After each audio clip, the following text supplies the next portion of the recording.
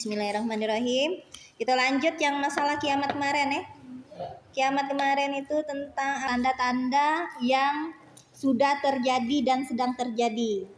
Yang sudah terjadi itu sampai sekarang keluarnya nabi palsu, kemudian berlomba-lomba orang yang tadinya miskin bikin bangunan tinggi. Ya. Kemudian disandarkan pekerjaan dikerjakan oleh orang yang tidak ahli di bidangnya. Kan anak itu kan mencontoh kan dari emak tuh. Kapan Biola sudah salah itu kita ngingetinya, bukan memang mama tuh memang salah nian waktu itu. Ini omongi itu nah jangan sampai dia terusan tapi dia tidak tahu ngapo itu nah ngapo kita ini. Iya. Sekarang tanda-tanda hari kiamat yang belum terjadi, yaitu pertama keluarnya Imam Mahdi. Imam Mahdi itu adalah manusia seperti kita, keturunan dari Nabi Muhammad. Ini hadisnya ya.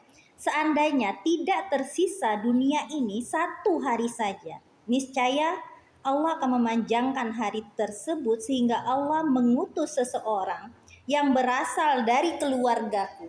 Jadi berasal dari keluargaku, maksudnya itu masih keturunan Nabi Muhammad, gitu ya.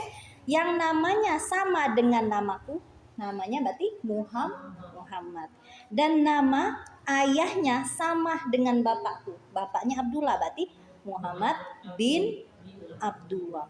Dia akan memenuhi bumi dengan keadilan setelah sebelumnya dipenuhi dengan kezoliman. Hadis Abu Daud.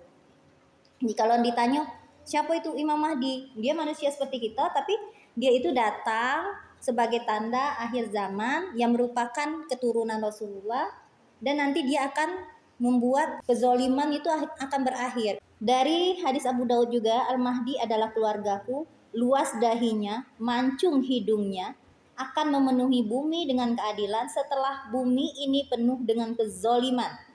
Dia akan berkuasa selama 7 tahun. Jadi cuma 7 tahun Imam Mahdi itu memimpin jadi khalifah di bumi. Tidak lama. Nanti setelah Imam Mahdi, lalu akan datang Dajjal dan membuat kerusakan di bumi. Turut Nabi Isa membunuh Dajjal. Setelah itu Ya'juj dan Ma'juj keluar. Kemudian umat Islam dan Nabi Isa sama-sama berdoa menghadapi Ya'juj dan Ma'juj agar dibinasakan oleh Allah. Kalau sudah dengar kata Ya'juj Ma'juj alang kengerinya 10 tanda ini datang, bila satu tanda itu muncul maka akan diikuti tanda yang lain. Sesungguhnya tidak akan bangkit hari kiamat sampai kalian melihat sebelumnya 10 tanda. Tanda itu yang pertama adalah asap. Kemudian ada Dajjal, kemudian ada Dabah. Dabah itu hewan melata, kemudian dia bisa berbicara kepada manusia. Kemudian terbitnya matahari dari barat, lalu turunnya Nabi Isa, dan nanti Ya'juj dan Ma'juj tadi muncul lagi. Kemudian tenggelamnya sebagian tanah di timur, sebagian tanah di barat, kemudian tenggelamnya juga di Jazirah Arab, ya. Lalu munculnya api dari Yaman. Api itu dari Yaman muncul menggiring orang dari mana-mana, itu menggiring ke Yaman semua, ke Syam. Nanti kita berkumpul di situ, daerah Baitul Maqdis. Makanya uang Yahudi itu sudah mempersiapkan sapi merah katanya untuk Dajjal, sudah mempersiapkan bangunan untuk persembahan mereka gitu. Nah, karena mereka yang akan menyambut Dajjal itu orang-orang Yahudi Asbahan. Kemudian di sini ada tentang Dajjal. Dajjal itu siapa? Dajjal itu pendusta besar.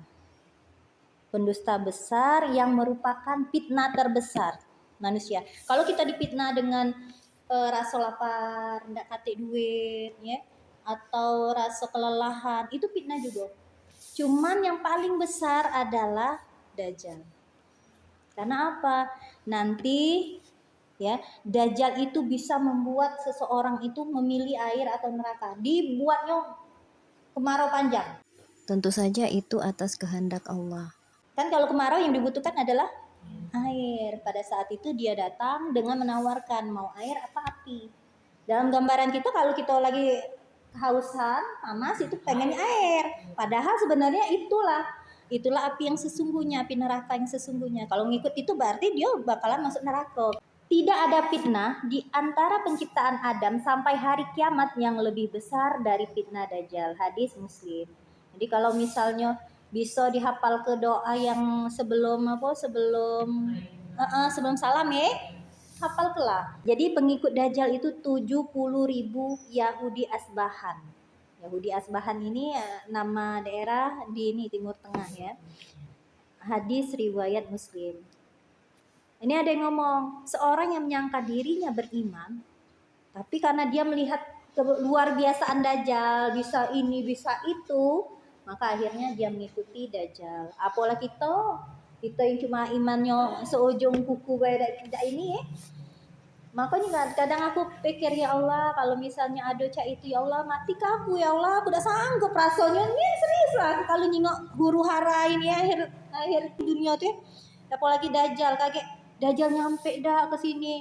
Makanya ada sunnah kalau sudah kedengar ada Dajjal, ada, jangan nak sibuk-sibuk nak nyingok. Iya, sibuk lah masuk rumah, minta ikat.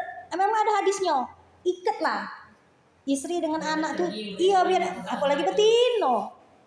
Betina kapan ada keramai, wow rame sih tuh nak ada wong itu. Nah, dan janganlah kalian ngikut-ngikut. Pada saat Dajjal kalau kita sudah terdengar ada wong yang cek ini, ada wong cek ini, kan kita sudah tahu ciri-cirinya cak mana dah.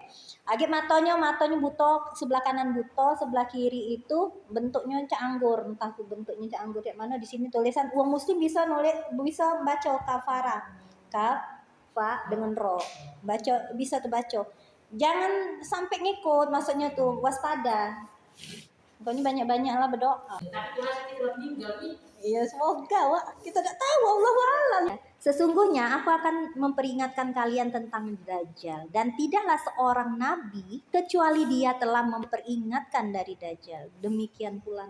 Jadi tentang Dajjal ini bukan cuman pada saat Nabi Muhammad saja, Nabi Nuh juga, nabi-nabi yang lain juga sudah memperingatkan bahwa akan ada pendusta agama kayak gitu.